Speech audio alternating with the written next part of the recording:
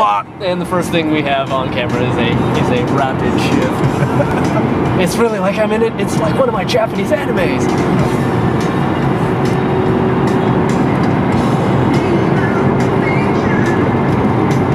You should get a shot of this just in case Scott ever watches this video.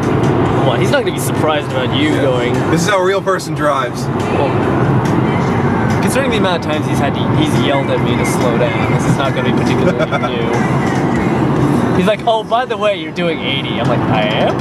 He's like, yeah, you are.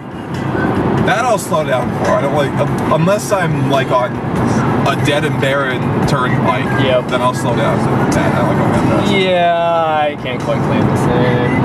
Which is why me buying a Mazda is a dangerous thing. Because they'll happily go about that fast. Yep.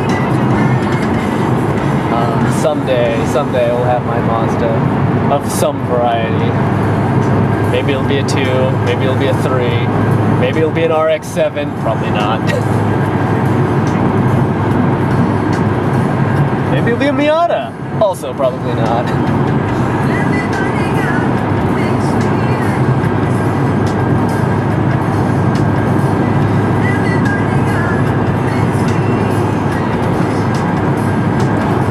Were you around when I showed off the microcar thing that I found? I don't know. So I was looking up. So I'd been hearing, you know, this. They constantly use the phrase B segment and C segment when I was reading all these reviews. I'm like, what the hell are those? And they're just different names for subcompact and compact, basically. Yeah. But they use them in Japanese or European designations, whatever. So I'm like, huh, I wonder what an A segment is. So it turns out A segment are microcars. I'm like, okay. So I wondered, I wonder if anybody in the US has actually made a microcar in the last ever. And it turns out there used to be a small number of microcar companies, none of them big names, but a few of them made little tiny cars, you know, like Shriner cars? Maybe a little bit bigger. I mean, some of them were highway worthy. Most of them were just designed to get around the city. But but all of these died out in like the 60s or 70s or so, just because the U.S. market is for larger cars. I mean, car companies have enough difficulty selling subcompact hatchbacks, never mind trying to sell one of these tiny little son of a bitches. But there was one company when I was looking at the Wikipedia listing of microcars that actually did sell a microcar in the last decade, and it was like this American commuter car company or something. I can't remember the name of it, but they made a electric sports car, and it is the funkiest thing to look at because if you look at it sideways, it looks like micro. I mean, you look at it like, yeah. Miles, keep left, 12 towards Boston. That's a pretty tiny car, but whatever. I expected, you know, something pretty small. Then you look at it head on, and it looks like a loaf of bread. It is just that tiny. It is just barely big enough for one person to sit in it, and that is it. If you want a second person, they sit behind you, like a tandem bike. But the really crazy thing is, this thing weighs 3,000 pounds. That's more than a Civic. Wow. And this thing is tiny. It's like 7.5 feet long by 3.5 wide or something like that. And it costs $105,000. And the reason for this is because it'll do highway speeds quite happily. And because it has an enormous amount of lithium-ion or lithium polymer batteries in the base of this thing, which are not particularly cheap. Right.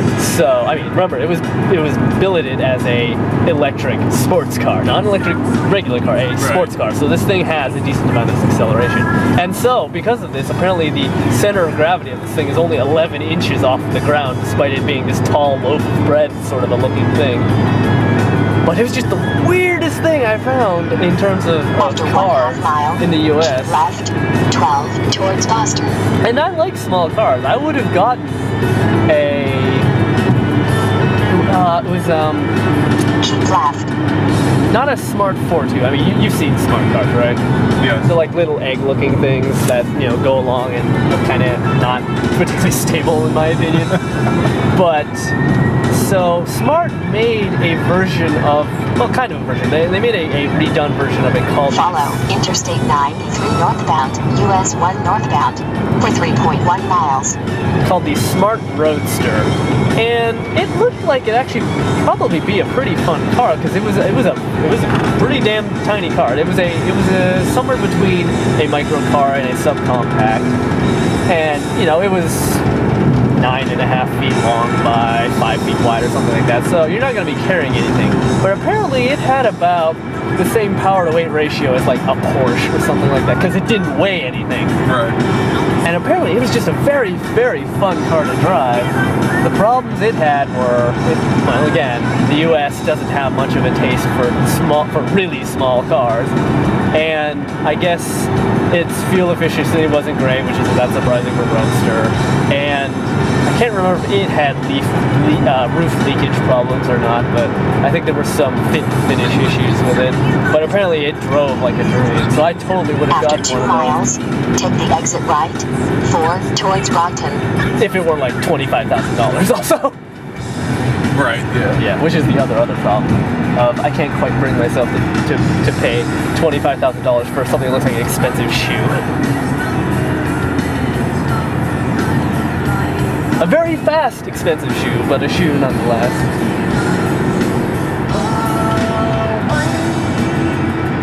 By the way, if you're ever going to get in trouble with YouTube, this is going to be the time. All right, well, this song. I have to shut up because my nose is running again. Damn it.